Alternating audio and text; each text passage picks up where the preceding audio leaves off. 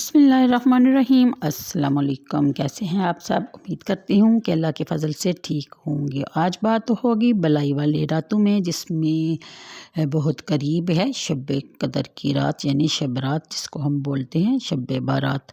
15ویں شب یہ رات آتی ہے، یعنی کہ دن کو 14 ہوتی ہے، 14 شعبان کی، اور رات جو ہے وہ 15 کی شروع ہو جاتی ہے۔ اس میں ہم اٹھ کے روزہ بھی رکھتے ہیں، نفلی باتیں بھی کرتے ہیں۔ اس کے بارے میں ام المومنین حضرت سیدنا عائشہ صدیقہ رضی اللہ تعالیٰ عنہا فرماتی ہیں کہ شعبان کی 15ویں شب میں اللہ تعالیٰ تجلی فرماتا ہے، استغفار یعنی توبہ کرنے والوں کو بخش دیا جاتا ہے، اور طالب رحمت پر رحم فرمایا جاتا ہے، اور عداوت والوں کو جس حال پر ہیں اسی حال پر چھوڑ دیا جاتا ہے۔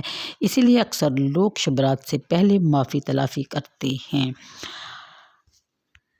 اگر بات کی جائے اس رات عبادت کی، تو یہ اولیاء کرام کا طریقہ تھا، یہ فرض نہیں۔ اکثر لوگ کہتے ہیں کہ کہاں لکھا ہے جی اس رات ہم جاگیں یا ہم عبادت کریں، اگر لکھا ہے تو بتائیں ہمیں کہ کہاں لکھا ہے۔ ام المومنین سیدنا حضرت عائشہ صدیقہ رضی اللہ تعالیٰ عنہا فرماتی ہیں کہ میں نے نبی کریم صلی اللہ علیہ وسلم کو فرماتے ہوئے سنا کہ اللہ عز و جل خاص طور پر 4 راتوں میں بلائیوں کے دروازے کھول دیتا ہے: بقرعید کی رات، عید الفطر کی رات، شعبان کی 15ویں رات کہ اس رات میں مرنے والوں کے نام اور لوگوں کا رزق اور اس سال حج کرنے والوں کے نام لکھے جاتے ہیں، اور عرفہ یعنی 9 ذی الحج کی رات اذان فجر تک۔ اس سے ثابت ہو جاتا ہے کہ یہ بلائی والی راتیں ہیں، ان میں نیک کام کرنا، جاگنا، نماز روزہ کرنا اللہ تعالیٰ کا پسندیدہ عمل ہے۔ مغرب کے بعد 6 نوافل اس طرح ادا کریں کہ فرض اور سنت وغیرہ کے بعد 6 رکعت خصوصی نوافل ادا کرنا معمول اولیاء کرام ہے، یعنی کہ مغرب کے فرض سنت وغیرہ ادا کر کے 6 رکعت نفل 2 رکعت کر کے ادا کیجیے۔ پہلی 2 رکعتیں شروع کرنے سے قبل یہ عرض کیجیے: یا اللہ عز و جل ان 2 رکعتوں کی برکت سے مجھے درازی عمر بالخیر عطا فرما۔ دوسری 2 رکعتیں شروع کرنے سے قبل عرض کیجیے کہ اللہ عز و جل 2 رکعتوں کی برکت سے بلاؤں سے میری حفاظت فرما۔ تیسری 2 رکعتیں شروع کرنے سے قبل اس طرح عرض کیجیے کہ اللہ عز و جل ان 2 رکعتوں کی برکت سے مجھے صرف اپنا محتاج رکھ اور غیروں کی محتاجی سے بچا۔